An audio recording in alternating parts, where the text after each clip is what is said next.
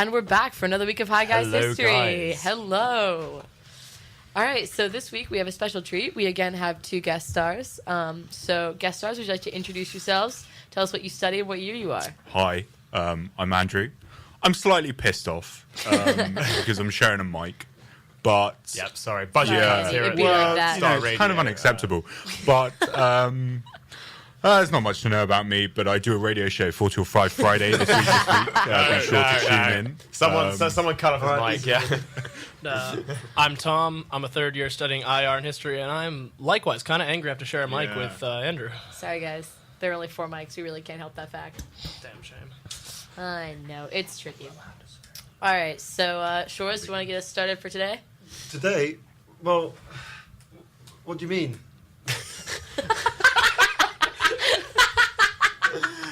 Oh, God. All right, I'll do it. Okay, guys, so today's theme, we're going to be answering the big question through little mini questions. What does it mean to be free through the ages? So that's kind of our topic for today. I see our Nice guest light- stars are light already topics. pondering Yeah, that one. yeah. So what we want to do first is we want to have everyone kind of define how they see freedom. So what do you guys think freedom is, our lovely guest stars? Tom, why don't you start on this one? Oh, Andrew, I really think you're more qualified to answer this Yeah, I one. was just reading a biography of Isaiah Berlin, and he wrote an essay when he was 18 about how convention is not necessarily not being free, which I think is a really interesting idea. The idea that traditions and customs are not necessarily being imprisoned in a system, but actually are an expression of freedom itself. I don't know. I've only really just thought of that, so I don't have many more thoughts beyond what he said. But if you give me 2 seconds, I'm sure I can string something together. Tom, why don't you jump in? And that was a wonderful answer, Andrew. Really shows that you've been reading a book. Yeah. Guys, he reads. I confess I have no fancy books to cite here, but what I can say is that I do think that freedom can exist within convention, and that I do think that freedom overall is the ability to pursue without unfair obstacle happiness, welfare, life itself. Wow. All right. Yeah, no, I fully agree with Tom there. Just the ability to sort of go around your daily life, do things you want to do, see who you want to see, be who you want to be, just without the fear of persecution, really, or any other form of discrimination. It's not a topic you can really disagree on, though, is it? I can't sit here and be like, no, I completely disagree. Will this Will this just be everyone agreeing with each other? Well, you could have a different view of freedom, though. One could Yeah. say that freedom Different is definition. being able to participate how you so will in society without any obstacle. One would say that Yeah. the only true freedom is one that exists without the confines of government, tradition, religion, society, or any obstacle. Like an anarchist would say, I suppose. And some Yeah. political theorists would say you can never be free. Because you don't want to be free. Hobbes would argue that freedom is the state of nature, and the state of nature is chaos. So you don't want that. Yes. So I think that I'm also curious depends. about this convention idea. Is that the idea that there are both freedoms in principle and freedoms in action? You know, Shoris, that's a real question I've been playing with myself. Been playing with- I Playing with suppose yourself. Really Sorry. thinking about it, guys. Sorry. I suppose my response to that would be not necessarily that, although that's an interesting point, that we shouldn't think of ourselves as not free because we are bound by certain customs and traditions. So on a level, the principle of freedom has to exist for that to be true, but at the same time, these conventions are a result of our freedoms. So I don't really know if that answers your question at all. I suspect not. It's this sort of useless answer I give. I'm not sure. I guess it's a case. Well, I guess because we use laws, don't we? Like we develop laws, and they sort of curtail freedom, but like there's normally some kind of rationale behind it. Yeah. For the most part, but often you'll see throughout time, as we'll discuss, that there is a difference between freedoms on paper and in law, and how they're carried out in practice. So I'm not sure if is there a difference in how. Why we don't you give me an define- example of one of those? For example, in 19th century Russia, Okay. Oof, I can get involved with that one. You can tell Shoris has been taking modules. obviously Yeah, no, you really can. not taking 19th century Imperial Russia. But there's a difference between the laws that the peasantry have on paper, like access to personal freedoms, the kind of courts that they're entitled to, Yeah. versus the practice of it, which is Often Would it's you call overruled. that Well, it was not also being incredibly free, then? subjective. I mean, to me, that sounds like you aren't free. So obviously we'll get into that. Obviously, because they're also technically peasants, so they offer different legal status. Sure. So they're not actually. They don't. Especially in that regime. Obviously, this is a problem of going back in time, is because the definition changes both from at the time itself and also how we reflect on it. But there was a dichotomy there, at the very least, between how freedom was on paper, like within their constitution, quotation marks, and how it was actually carried out in practice. I think that's true, the kind of separation between the de facto and de jure practice of freedom under the law, but is that not still the case today?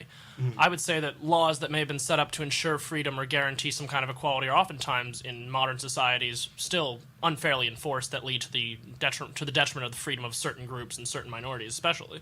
Yeah. Well, I think also it's just like in small things, like, and you're talking about whether or not they were carried out in day-to-day lives, like in Russia in the 19th century. Sorry, guys, I'm also reading a book about this. Good lord. Could I cover a lot of Russia? It was just sort of like, it was very subjective in the moment. It depended more on like the whims of whoever was there and was in charge of enforcing the power, which I think you could also say happens a lot today. So then, how do you define whether or not but to someone's me, more none free of than anyone that else? sounds like freedom, right? Yeah. If the, No, but if the you're way under the you impression live that the is- laws protect you and that the protection under the laws is a form of freedom, but because it's that's not what if Hobbes it's would not say. in practice, right? So it seems to me what you're saying But it's is, on subjective. Like it would paper- happen occasionally. On paper, they have the laws. They should be strictly held, like all that kind of stuff. But in practice, it really just depended on the law enforcement officer. Which exactly sounds like the opposite of freedom, right? So if all your basic principles rely on who's in charge, then you're not a free person, surely. Well, yeah, because North Korea is technically a democratic state, for example, and things like that. So what we're saying then essentially is that freedom is not something that is a principle, but it is in fact a state of being. A practice, if you Yeah. will. I would agree. Yeah. Well, yeah, one might argue, perhaps because we kind of discussed the anarchist principle of freedom earlier, could you say that a freedom guaranteed to you by the laws, no matter how egalitarian those laws, is that still freedom? Can it really be if somebody is giving you your freedom, or is freedom an intrinsic thing that all laws and states do in some way restrict? Yeah. Well, I mean, you could argue that the institutions that some people would say inhibit freedom actually are the guardians of freedom. Almost. You look at, say, an anarchist society. What would that look like, really? Depends on the kind of Like anarchist. depends on the time. crime running amok. People like looting. Murder. It's just. Well, political anarchism differs from the concept of just anarchy broadly. I think that anarchists as a political philosophy would actually pursue an idea that all establishments and relationships should be consensually oriented ones, that no one should ever have a hierarchy, that we should all see the mutual benefit in working together as, that they would suggest the root of all human society itself is that, this rational basis. It's a nice theory. But very idealistic, I feel. But, entirely. But that is not what you're saying. Then is not the complete collapse of law or order in any way, but that the order and laws ensure that people are equal. It would be a collapse of enforced hierarchy. And I mean, I'm not an anarchist myself, but as I understand the term, it is essentially bring yourself into a point where no one is guaranteeing your equality or your freedom. You are consensually entering into relationships that allow for the mutual benefit of multiple people and the expression of freedom as they see it. So that is not a relationship that exists without laws or principles and rules. Well, not without principles, no, but I think that laws, depends on what you would define a line. It's true that there's not a great amount of anarchist case studies with which Yeah. to analyze the anarchist quite a society. small sample size. But, which is kind of unfortunate, but Okay, well, so we've got some basic outline in a defined freedom. I've just realised that we have actually forgotten a key segment of this week, was actually reflecting on what's happened in history this week. So I don't know if we want to backtrack to that quickly, with this definition in mind, and then go into some wider discussion. I think we can backtrack. I think I'll go first Yeah, because why not? I'm very excited about Take mine. us away, Saz. So mine is not really like necessarily a massively historical thing, but this week in 1939, Margaret Atwood was born, and she's one of my favorite authors. So to me, that's like a very exciting thing. Thank God she blessed all of us with her fantastic books. For those of you that don't know who Margaret Atwood is, she's the writer of, I always mispronounce it because I've only ever read it, Alias Grace and Handmaid's Tale are two of them, but she's written so many. Blind Assassin is another. They're all great. And she actually, I guess you can connect her actually to this topic of freedom, because when she wrote The Handmaid's Tale, it's basically a book sort of manipulating freedom, because it's all these ridiculous historical situations that she's combined to make one thing. And so you have sort of the women that are being subjected to people that can't give birth so that they can sort of continue the human race, and they're told that is like the best thing for everyone else, and so it's kind of a stripping of their freedom, but it's being told, like, it's being sold to them as for the greater good. And so it's a big one on freedom, I think. Okay. Yeah. Wow. We can get into that later, like the stripping away of freedom and why that's a thing that people allow to happen. But who wants to go next? Well, we found quite an interesting one this morning, didn't we? We did. Well, this was totally Shorus's, but I'm just going to claim it for myself. 40 years ago today, the Jonestown Massacre. 918 people calling themselves part of the People's Temple, which was this Christian cult led by the cult leader Jim Jones in North Guyana, committed like what was it? Just a kind of a group sort of suicide, synchronized suicide, if you like, where they all took cyanide and died. Kind of sort of under the auspice of like a sort of a revolutionary suicide is what the leader Jim Jones called it, who also died at the same time. Obviously, you can view it in different ways, whether they were just brainwashed almost into believing this guy's thoughts. But yeah, anyway, 918 people died, largest amount of deaths of Americans on a single day up until 9/11, I believe. Yeah, civilian deaths. Yeah. Civilian There's a deaths, lot yeah. of civilian deaths. So yeah, actually, a really fascinating case. Probably Of- talks into our freedom discussion. Of freedom, as well, yeah. freedom, exactly. Were those people, were they free to make that decision? Did they make it under their own kind of, on their own Were they terms? sane when they made it? Really? Exactly, yeah. I think The person that the BBC interviewed said that she would have probably done it if she had been there, but she was stationed out in like the capital as opposed to in this like little rural commune. yeah. So she wasn't there when it happened, but she said if she had been there, she probably would have done it. So it's quite interesting. She reflects on it. It's a really interesting read. I would check it out, actually. The BBC put it online Yeah, no, today. it's fascinating, actually. Yeah. Mine's probably slightly... I think we'll go slightly further back than 40 years ago. How about 1095? Yeah, no. God. The Council of Bit Clare... of a Middle East history throwback. This Like one. anyone's Middle East. surprised you're going there, Or sorry. I guess it is Middle East. 'cause Yeah, that's what I did my essay on. it's the Council of Claremont. yeah, no. Yep. Pope Urban II. Sorry, it's the whole premise that all of you do history. Have I just... Yes. No. Oh, I see. Yeah, sorry. Apologies. HI was the code. We're, Oh, yeah, I we see. people of explained HI that, yeah. 2001. Yeah. I see, Yeah. I see. Harry actually I doesn't see. do... Oh. Harry doesn't do history anymore, though. I'm but not. now we've I followed. don't take it for a degree. No, sadly, I threw that on the wayside last semester. But anyway, sure, it's kind of. Yeah, so Council of Claremont, Pope Urban II, he makes a call, a great speech, and he calls for the crusade, for the protection of... What a peaceful sentiment. The Pope. I he's know. supposed Love to good sort of. crusade. Espouse peace and love throughout the world. Yes. And there he is, telling everyone to take up arms. Yeah. And sorry, it's a bit of a Peace- diversion. peace and I love, just yeah. love it. I love it, yeah. Well, yeah, obviously, because... Can you imagine Pope Francis today saying, let's head out to the Middle East, kill loads of infidels, I mean, the premise, sure how well that would go in down. How which many people would sign up? the premise isn't actually about taking Jerusalem. It's more about the protection of Byzantium, which was being. But then I believe it kind of snowballed into something else along the way. Kind of. They kind of defended Byzantium and got a bit ahead of themselves. By the Fourth Crusade, they had actually sacked Constantinople, but that was several centuries later. You said it like it was an accident. Oh, they Oh no, actually, it just happened. in yeah. the end, did They tripped and fell and sacked Constantinople. You I hate to see don't think it was the intention of the initial crusade Yeah. that set out to sack the city Yes, of Constantinople. exactly. They didn't go out with the But tension as we said, it snowballed. Well, yeah. It became something it wasn't. because Constantinople It's was like when you head out for a quiet few drinks, on a Monday night, and by 2 a.m. you're goes down. I'll have you know I've playing never had Danger out for Can a in couple- Marbella or for a something. few drinks. So that happened this week, and given I'm taking a lot of medieval modules next year, including one on justifying medieval warfare, I'm quite interested. Well, I mean, it's arguable that the relationship between Europe and the Middle East has never really recovered since that moment. Could you say? I'll put that in the claim pile. I mean, I'll put it in the claim there pile. are obviously The claim far more pile. mitigated circumstances. Oh yeah, but we you have could a certainly claim argue pile. that's It's when where you say something that could be like semi-device. a lot of the roots of a lot of the like mistrust semi-divisive. and ill feeling come from today. Well, there is. I was doing a presentation actually this week on like the state of Ottoman transformation between 1590 and 1620 and it argues that these rebellions that took place in Anatolia, which are literally just tens of thousands of bandits just going around creating lawlessness, anarchy. Oh, well, topic of today. And someone's like, Did you even mean that? God. no, and someone argues that from that point, Middle Eastern civilization generally just collapses, which is a bit, again, claim. As a claim, and it was confined to Anatolia, but yeah.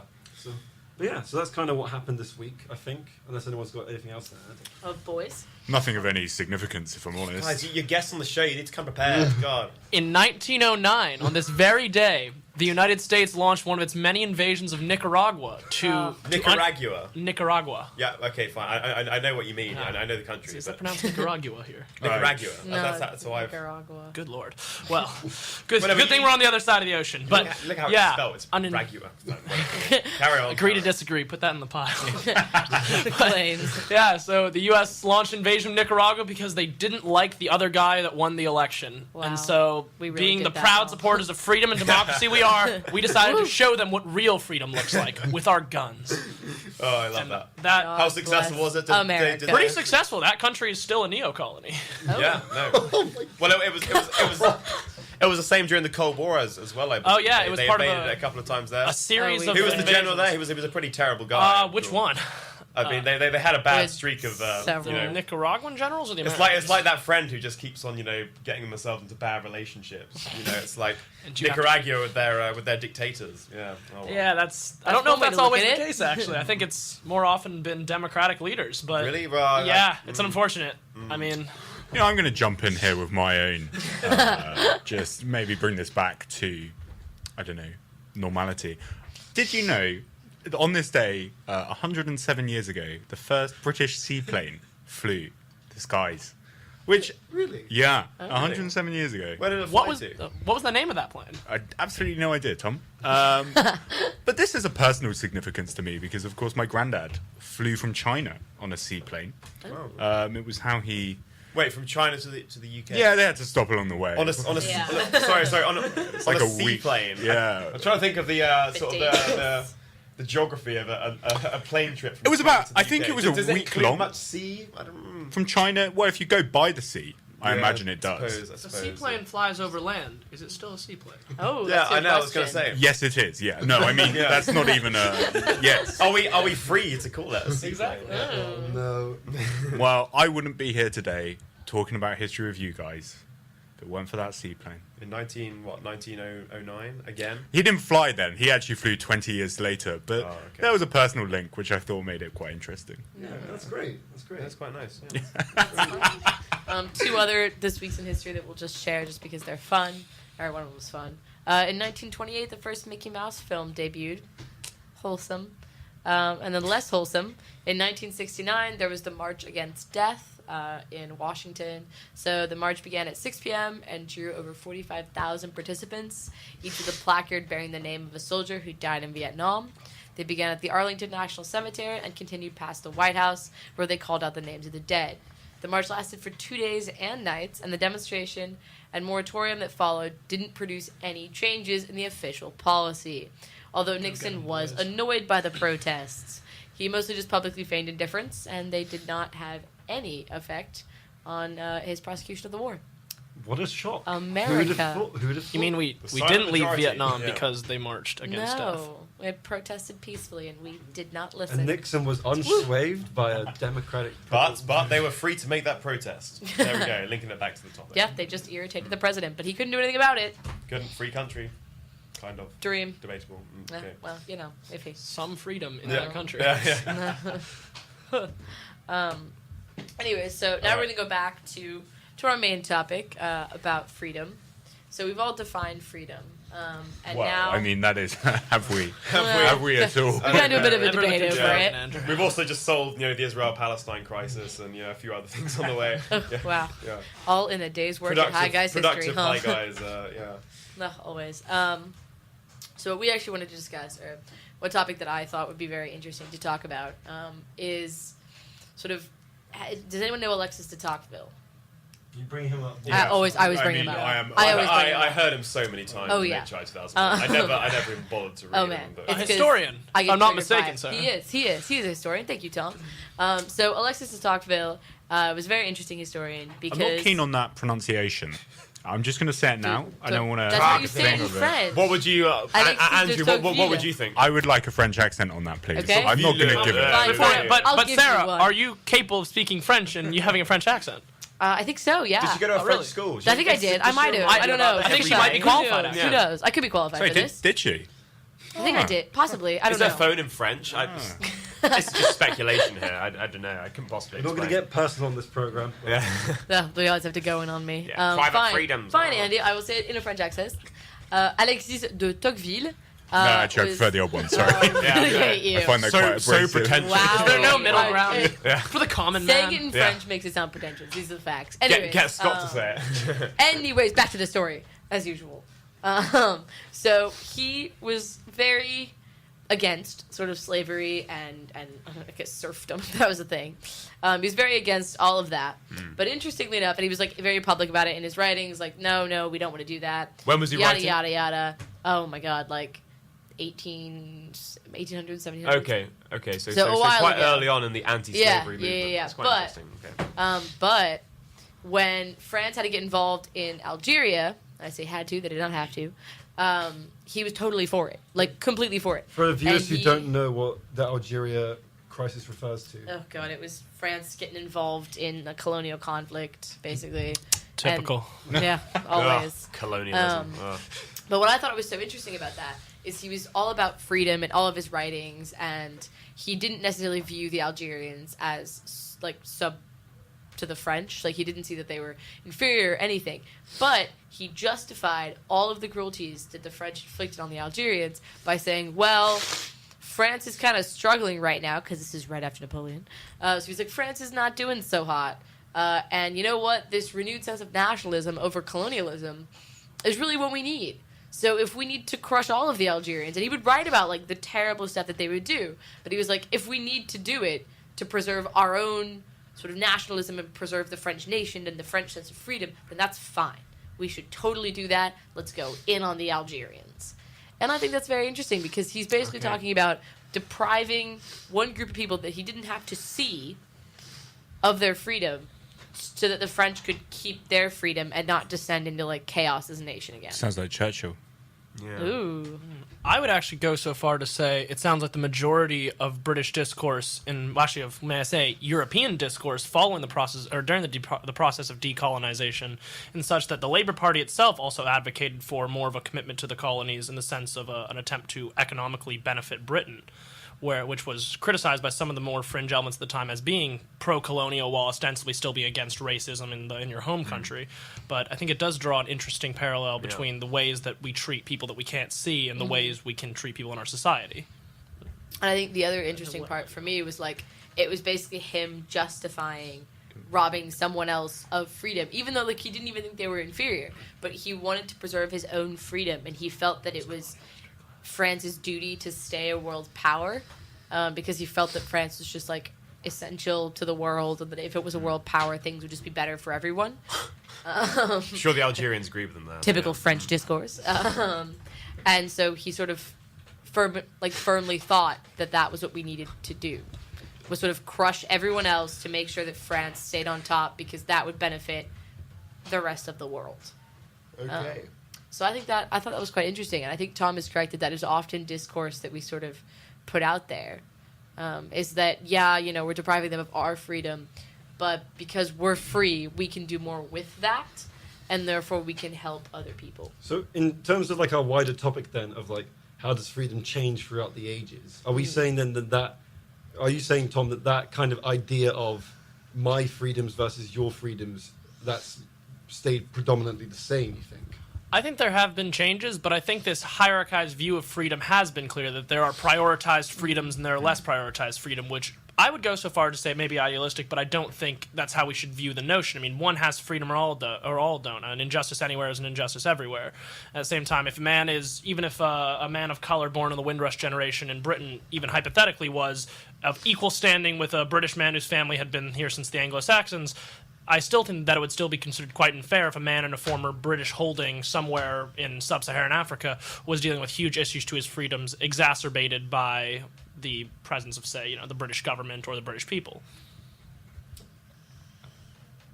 Sorry, just interpreting. Sorry, I ran. Process my bad. Taking a moment to digest. It's reminding me of that IR tutorial last year. Oh, yeah. Where we take a minute to Post-colonialism. But do we think that that's a cultural thing? Like, do we think that that's sort of just always how it's been in most cultures? Is that there's just a hierarchy of who should be allowed freedom?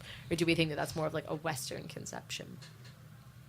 As in, like, do you think that idea, if things had been reversed, roles were reversed, it would be the same kind of concept? Well, if I'm understanding the concept, I mean, it's incredibly hypothetical to try to discuss what if Europe hadn't colonized the world and such, Oh, yeah. but I would say that I don't think that any people are intrinsically more anti-freedom than any other. I don't think that if, China had successfully built a naval empire before Britain had colonized, Africa and Britain and Europe, I don't think that there would be an fully equal, totally free society. I think there'd probably be hierarchies there as well, but I think that the global system itself does reflect European hierarchies just because European values and principles do dominate the way the world has been shaped. So I think, to answer your question, no, I don't believe that freedom would be guaranteed if Europeans hadn't colonized the world, but I do think the ways in which we view the hierarchization of freedom and the restriction of freedom would look different. Because that's often the question that's put forward by countries that have come late to democracy. Yeah. It's like, True. these countries aren't capable of democratic of debate, Yeah. It's not in their DNA, of acceptive ideas, and that. Well, this is the thing. So this is often the argument that's presented is that this is the reason why they all fall to dictatorships in the post-colonial period is because they are not used to democracy and discourse, which obviously every country is first to democracy at some point. So it kind of brings up this idea of is it necessarily true that some people are more like freedom loving than others, or is it just a part of or is it part of this more like process of like modernization and more teleological to think that at some point the tip of progress will be like this view of freedom? I'm uncomfortable with both those conceptualizations of how... Neither. I don't support them, because but I think both the teleological image or idea that we work towards freedom forgets much of how history worked, and I think at the same time making claims that certain people are more freedom-loving than others kind of falls into lazy discourse around racism, and certainly if you look at some of the Enlightenment thinkers, that's the way they talked about it. I don't know. I don't think you can talk about the way countries approach freedom in either of those terms. I think what you see in countries who get democracy and then kind of fall around is just it's not any of their views on freedom per se. It's around how messy the political situation is, and I don't think that relates to freedom in any way. I just think it's a volatile time in a country's political life, and certain factions are at play, and you see that. I don't know. It's basing it all on its own merit as opposed to some general statement about Yeah, I people's- think so. Yeah. Yeah, I agree with Andrew. I think we do tread a very, and obviously I know this wasn't the opinion you were espousing, but for those who do, I think that it treads a very, very fine line between saying that some people have certain things in their DNA or certain cultural facts are intrinsic to people, when you could just as easily argue that the reason democracy hasn't thrived in let's say, sub-Saharan Africa post-1960 is largely because Europeans that drew up the lines that were very rarely changed in these national borders never took into account cultural homogeneity, assimilations, religious differences. A huge amount of the issues we see in sub-Saharan Africa in particular this year can be traced right back to the actual lines the Europeans drew at the Berlin Conference and the method with which decolonization took place. And no, I'm not just taking a bunch of African politics and decolonization modules this semester. But I think what's interesting in sort of relation to that and about colonialism in general is that in a lot of cases, the sort of European colonizing powers thought that they were helping the people that they were colonizing, and that their sort of idea was, yes, they're not free right now, like we're definitely messing with them, but we're teaching them, we're bringing them up to speed, and then they will be ready to sort of adopt our policies. I see that once we've bled them of all their resources. Yeah, exactly. Well, that's always the side. I think that's an incredibly naive view of it, but I'm not convinced actually that was ever the dominant I think they line just by wanted their any colonial resources. powers. I think that was used retroactively to excuse certain behaviours. It was just used to justify, I think. Yeah, a lot of it. exactly. It was, exactly. yeah, But I think it's interesting that they justified it in terms of someday we will let them go. We're just teaching them. I don't think they ever intend on letting them go. Really. No, It's exactly. just- But yeah. the choice that they Mandate made system. to justify it like that, I think, also says a lot about what they thought people listening would value. But I suppose you have to look at when those excuses were used. I don't know. Yeah, Yeah, I I'm mean- no historical buff like all four of you, but it sounds to me like those are excuses that come towards the end of colonialism. Yeah, I mean, you look at the Victorian age; it was very much sort of a racism, if you like. That Yeah. you know, these are subspecies almost, and they need us to Yeah. guide them. Yeah. Kind of thing. Although one thing I do think is very interesting that Sarah brought up is kind of how you have to justify it, whereas at a certain point you never really had to. I mean, if you go back to the 1700s, it was taken for granted that everyone is uncivilized if you're not European. The mission to colonize is just an intrinsic part of doing good works, whereas in, say, 1945 France, they had to try to form an ostensibly consensual Union of France rather than a French empire, and they had to justify it with these grand notions of egalitarianism, especially coming out of a war with something as horrible as Nazism. You had to really show you were on the side of goodness, you were on the side of righteousness, legality, tolerance for all peoples, even if the reality did not reflect that. We're gonna get back to this point, but I think, unfortunately, I have to stop this discussion midpoint, which is really annoying because it's actually going God's really sake, well. Shores. I'm sorry, I'm not trying to We'll get stymie back to it in debate. just a second. Yeah. Okay. Shores is a low-key colonialist. He's getting a bit Shores triggered. getting yeah. triggered, yeah. Well, you can't see it, but he's raising a Rhodesian flag right now in the studio. He's got a British East India Company poster up on his wall in his room. Yeah. Don't tread on me. So I'm gonna now we're gonna move on to our segment of Song of the Week. A film just came out that features a lot about this song and the band in general. So take a listen and see if Probably you can Bohemian guess. Rhapsody. I don't know about you.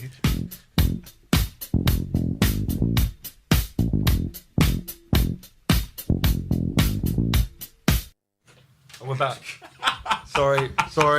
No, we are really excited about history memes. We got Seamless. distracted. We Absolutely missed that part. seamless. Sorry. Apologies. This is the Yeah. prime time content that people pay good money for. All right, well, we Yeah. hope you enjoyed that. So that was another one bites the dust. If you don't know, and Shores, you want to hit us with the fun historical context? Yeah, Get so out that into was by Queen, if you can tell. Really, Great band. Thank you. Yeah. Which Queen queen? Bop. Queen. Good one. Queen Anne, actually. Yeah. Hey. Yeah. So it's published in 1980.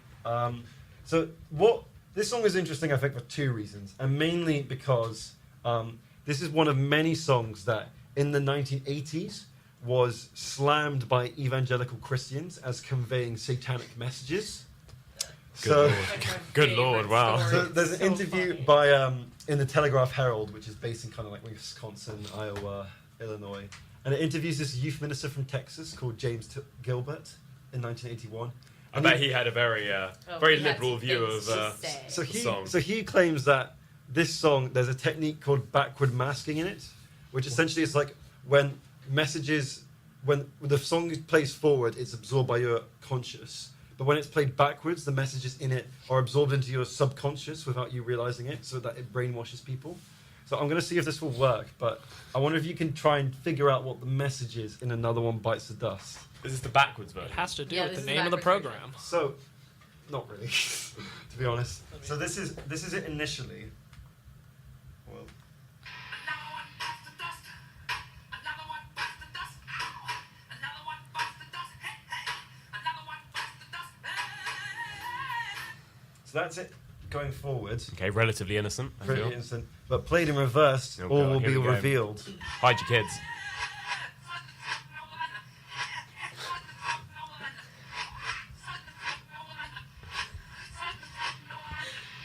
So I don't know. Could anyone hazard a guess at what it is assumed by I Mr. think- Gilbert? You know, Shores, I'm gonna go ahead and say I think I have a guess that it Go on, had- Tom.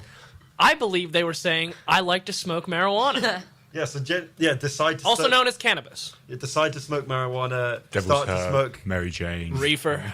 Yeah, there were a lot of innuendos for So this. Yeah. So it is alleged that Another One Bites the Dust is promoting like a pro marijuana agenda.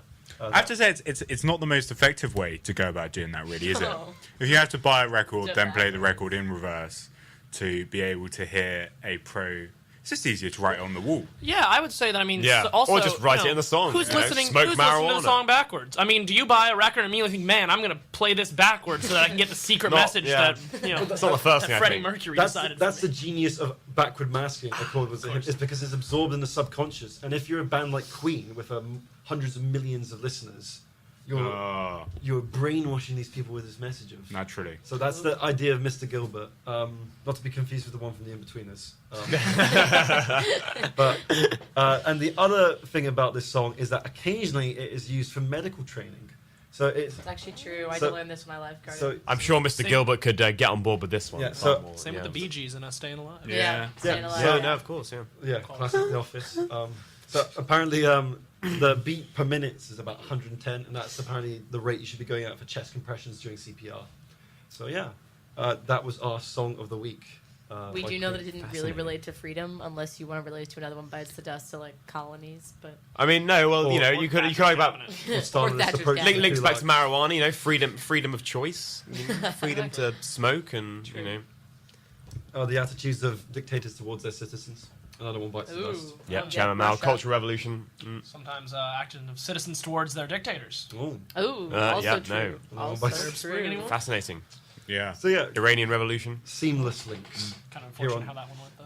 here on Star Radio, Effortless. 3 p.m. every Sunday night. Effortless. It's what you get, really. So yeah, so as we enter the sort of last 20 minutes of this show, some things are still yet to be covered in the discussion, aren't they, Sarah? Yeah, we actually have several. So what we wanted to discuss is we've been talking about how freedom through the ages, kind of we've been jumping around in it, has been viewed, and we've been kind of critiquing that. But I think what's very interesting is that you could say the same thing about what's happening for us 50 years from now. So I think we all know more about like the surveillance stuff that we've got in this day and age, like the stuff on your computers where people can get access to your information, that kind of thing. Is that freedom? Is that something that we should maybe also be critical of? Because in history, like, will that be looked on fondly, or do you think that they'll be like, that they weren't really free either, or do we think that it'll get to the point where that's so seamless that no one ever questions it? So do we live in a free society? Exactly. Like currently in today's day and age, where like the FBI can hack into your computer or whatever. Maybe that's more of an American thing. And No. you're constantly Nope. That we know of, yeah. that we know of. Are we as free, or do we think that they should be able to do that because it's security purposes? Well, yeah, I mean, I think the relevant institutions will argue that they are defending your freedom by, allowing these kind of intrusions. If you give terrorists free reign to, do what they want, organize what they want on social media, then yeah, they're going to be far more able to organize attacks on people's freedom and liberty. I think that's true, but also this, to me at least, draws back to the same point of question of de jure versus de facto. Because, for example, in the U.S., like I know Twitter and Facebook have done a terrible job of taking down white nationalist supremacist pages, where they've done a really good job of pursuing jihadi, ISIS pages and the like. When Well, that's in where reality, the inconsistencies is. well, where yeah, the it kind of inconsistency is the trips problem up. to me. Yeah. So I would say that's not necessarily. I guess it still boils down to that question of, do we think that unfair enforcement of the law is the same as not being free? And I would lean to say that yes, it is. Or it is the same to say you're not entirely free? But then is that good?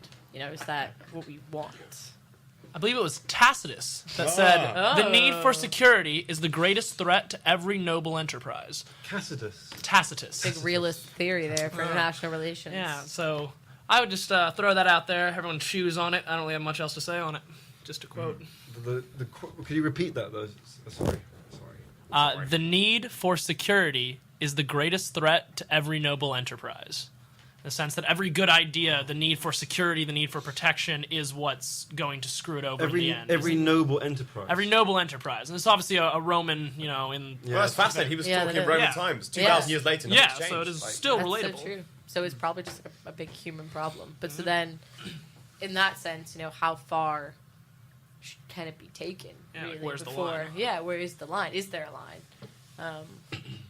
Like, that I kind guess of it's thing. it's almost like where does it feed to almost like some dystopian, totalitarian kind of Aldous Huxley, Well, I mean, Orwellian. I think And you there's can just see like it. what acceptances that we make as a modern society. But it's also just as simple as like in airports. Like you are not able to bring most things on a plane. Whether it's soap that is bigger than a certain size, whether it's water if you haven't bought it in the airport.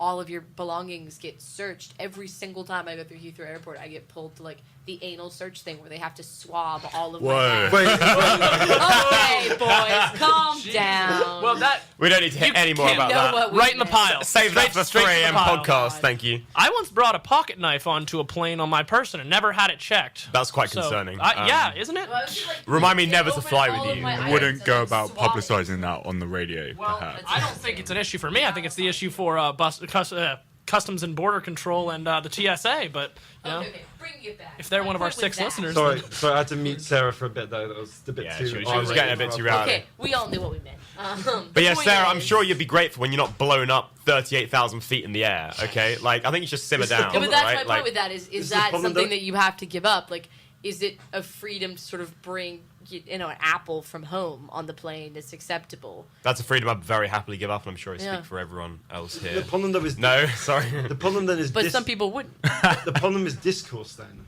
It's the discourse that if I do have liquids over 100 milliliters, Yeah. then there's a possibility my plane's going to blow up. Versus the reality of TSA checks have stopped not a single terrorist attack since it was implemented in the Patriot Act. Well, I mean, that's Can a... you Statistic- verify that? Can you verify that? Research has Yeah, shown but- that well, no, not a he single, is right. There's not a But single. have they Yeah. have they caught anyone? Probably not. Yeah, I mean, it doesn't But count have for they people who were deterred put off, say, people? for, Yeah. by, Yeah, by exactly. So it's part of a theory then of if you give the impersonation of security, then you are secure. But if it doesn't actually stop work Well, in practice, that is the interesting question because I think both sides here have a good point that it's true the TSA has never apprehended a terrorist doing what they do, but the argument is largely that it's more of a scare tactic. That if you know that there are 2 levels of checkpoints, I mean, not everyone knows that they're not that effective, but even if they But were, it's all about perception, isn't yeah, it? it's trying discouraging people from trying it. or it encourages them to be more proactive and inventive and to think outside the box in how they target civilians. But so then, does the same thing apply to freedom? Is it a discourse that matters more than a reality? So explain that. So if we believe that we are free, Yeah, then- exactly. If you believe that under your government or whatever you are freer than you would be under another government, even if you're not, does that make you less likely to sort of question what's going on? I mean, look like the U.S. Like Yeah, we absolutely, are yeah. monitored in certain ways, and yet we're taught to believe that it's the land of the free. Yeah, you got myths about the American dream and everything to keep people in Yeah, line. and it keeps people in I line don't wanna because do- they're taught that they are free. That's that social scientist thing, though. But I do wonder: are we actually talking about what do we mean when we're talking about freedom? Because if we're talking about absolute freedom, it is obviously clear that we do not have absolute freedom in this day and age. If we're talking about restricted freedom, which also ensures the freedom of others, then perhaps we do have freedoms. We do have freedom, and there are certain examples where people don't have freedom. I think this whole debate around whether it's just a discourse or in principle doesn't effectively matter. Although that is admittedly, as I said, quite a strong claim. It doesn't matter if you believe or you actually have freedom, because if you take the US example, it seems to me that most US people are free to do as they wish, whether that's discourse or in practice, whatever. I just think, I don't know where I'm going with this point, but it seems to me that we're just kind of circling around an issue of how we're not actually talking about whether freedom really exists, but what we mean by that freedom. Yeah, go ahead.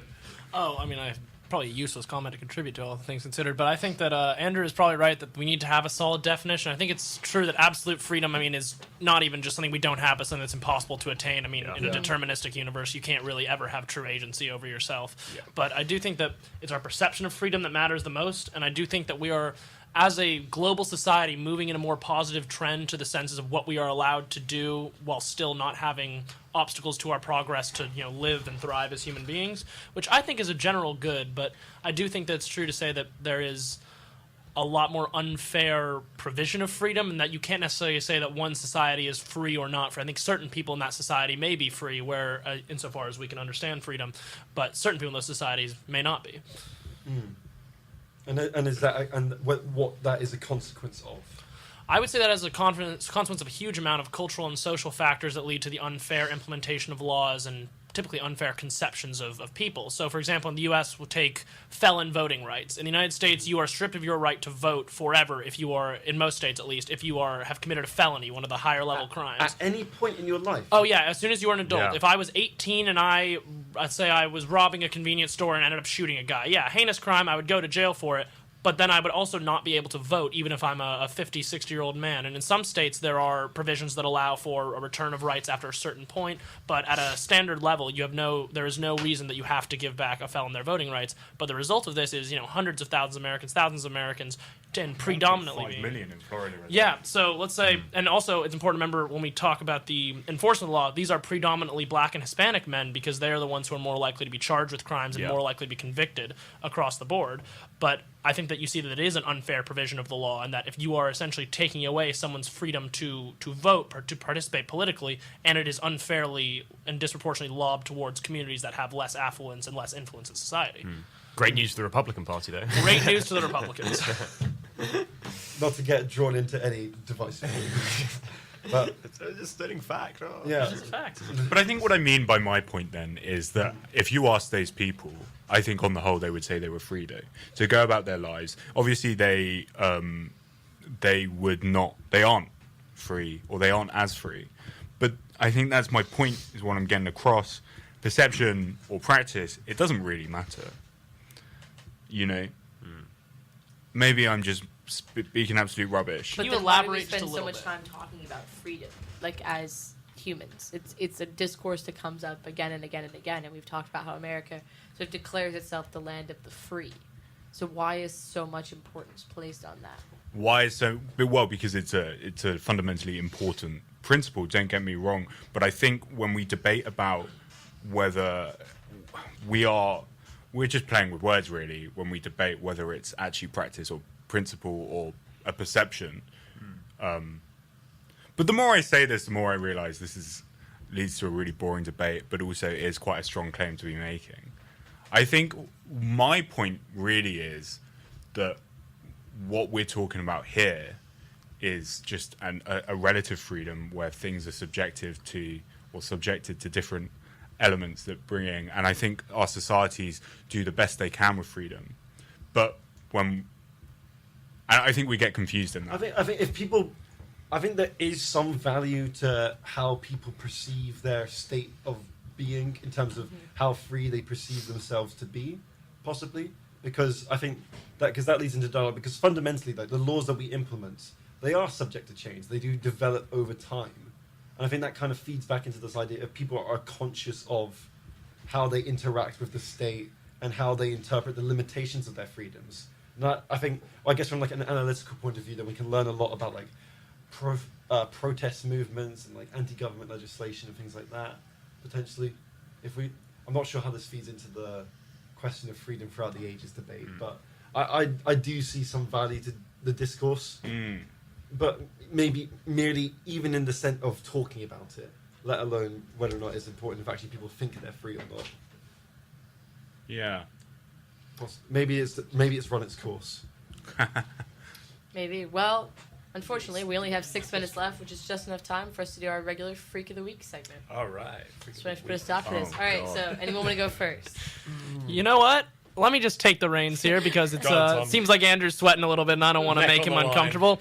So I'm gonna my freak of the week, and he's a real freak, is Mobutu Sese Seko, who was the dictator of what is now the Democratic Republic of the Congo, and was at the time Zaire. Ah, yes. This guy, he was just absolute nutter. Really just got control of the country through a coup, renamed it to Zaire, renamed every city in the country to a previous non-colonial, as he stated it, name, despite being a close ally of France and the U.S. And that's fine, that's all good, but he started getting a bit battier when he started banning all things that he considered to be European cultural domination under this concept he called authenticity or authenticité or whatever the French call it. So something like that. Wow. Pardon my French. I know we have a lot of viewers, but I know we have a lot of French listeners. But he outlawed bow ties, Christian names, and the holiday of Christmas. Even if at home you were practicing Christmas, you could be subject to a fine or imprisonment. He was also known Cheeky for Oliver Cromwell. Yeah, I real was real gonna cheeky. say. But loved you it. think that this guy really seemed to not like Europe, but actually, I don't know if anyone here, Andrew, who seems to love planes, may be familiar with the Concorde. Oh, You yeah. know, the one of the world's Iconic, fast planes. yeah. Sorry.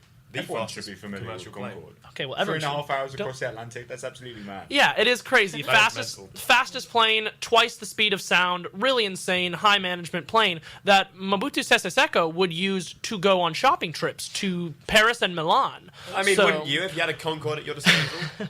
Get there Yeah. in a day and back, you know? Yeah, he was a bit of a nut when it came to all that. He also was known for his love of titles, including his longest title, which was, I believe, the Helmsman of the Nation, but also the Great Warrior who goes from conquest to conquest, leaving fire in his wake, which was all one title, wow. as well as one that I thought was just a little funny, was the cockerel that jumps on everything. That's So, the title. shortened, yeah, the cock that jumps on everything. So Wow. Okay. And yet he was undone by rebels in Rwanda. that is true. Undone by a A series country, of what, like unfortunate 20th events. of the size of... Oh, Yeah. even less. But I think yeah, that's a brilliant one. That's really- Mobutu was a little nuts. Well done, So- Tom. Well Follow done. that. I thought he was a real freak. I mean, realistically, That is- Sarah that is- told me, you yeah, need to bring the that's wild. craziest mofo you can find. I That said, is you know what? extremely freakish. Sese Seko, you're my guy. All right. So thank you. I guess I've got one. Again, I'm going to plug my Ottoman class. But we learnt about a sultan this week called Ibrahim the Mad, who ruled I from mean, yeah, he doesn't sound very sane. Yeah. this guy. 1640 to 1648. He had one idea in his mind. He was particularly decadent. Shock. And his fundamental idea was that that the size of a woman equated to like the pleasure one would experience during intercourse. Oh, I can see where this is going. So okay, yeah. he perceived that the larger the woman, the greater the pleasure. So across the Ottoman Empire in the mid 17th century, which I will remind you spans from Hungary to Yemen to Tunisia to Iran, he goes on the search for the largest woman in the empire, and he comes across this Armenian woman who weighs 330 pounds in the 17th Oh my God. century, Wow, okay. and makes her like head concubine and a royal consort, and gives her her own little district to run. And I don't know if the theory stood up, but yeah, Ibrahim the Mad certainly lived up to his title in my eyes. Okay, wow, yep. So my freak of the week, Winston Churchill. Obviously, I know in some quarters it's quite heinous to describe Britain's greatest wartime leader as such, but obviously his alcoholic tendencies are well known, and I particularly like this anecdote from the Boer War when he headed out to fight. He took with him 36 bottles of wine, 18 bottles of 10-year-old Scotch, and 6 bottles of vintage brandy. There we go to keep him company. What a man! What a man! What a man! Sarah, to Dream. finish. All right. Well, Andy didn't go. Andy Oh, didn't go. sorry. You know, I'm gonna just. I'm fairly sure this is communist propaganda, but Chiang Kai-shek. Oh, one yeah. that Oh yeah, no, Republic of China, I believe. Apparently, Yeah. he once got stuck in a rock. He sat down, and his ass was so big that he couldn't get out again. But I'm fairly sure. I mean, there's no. I have no backing for that, other than literally my dad told me one. Now I can see why So- Mao rebelled. Clearly. Yeah. Yeah. All right. outlet Well, for I will do communism. mine. Probably. So mine is Ivan the Terrible in Russia, as we've said. I'm reading a book on Russia right now. So Ivan spent the last 3 years of his life in mental agony, in large measure because of his inability to control his temper. So in November of 1581, he unintentionally killed his son and heir, leaving him in a Oh state no, of what a near shame. hysteria. Tripped so, and murdered so him. how did that happen? How do you unintentionally murder your son? Well, apparently he ran into his daughter-in-law, who was pregnant at the time, and she was wearing a nightgown. And he was so upset that she was wearing a nightgown that he slapped her so hard that she miscarried. And when his son complained and was like, "Dad, why did you slap my wife? Now we don't have a kid," his dad hit him with an iron-tipped staff that he always had with him, and it killed him. And I think that's pretty funny because then he was upset and went mad because he killed his own son And airless. by accident. Airless. You need to Clearly, see it. a Ivan. freak of the Airless week. Ivan. Oh, Well, poor Ivan. I know Iconic freak of We've the run this actually quite late, so I'm going to have to call it there. But thank you everyone so much Yeah, for listening. pleasure as Thank you. always. We'll Thank see you you. next week. You Thank guys you. are the real Yeah. heroes. Thank you to our guests. Thank you, Tom and Andrew. You guys Friday, were, 4 till were 5 ace. this week. Tune in. No, Come no. to Model UN debates on someone mute Tuesday, their 7 mic. to Someone 9. mute their mic. And with that, I shall play us out. Thank you. Alright. See you next Au time. revoir, guys. Bye. All right.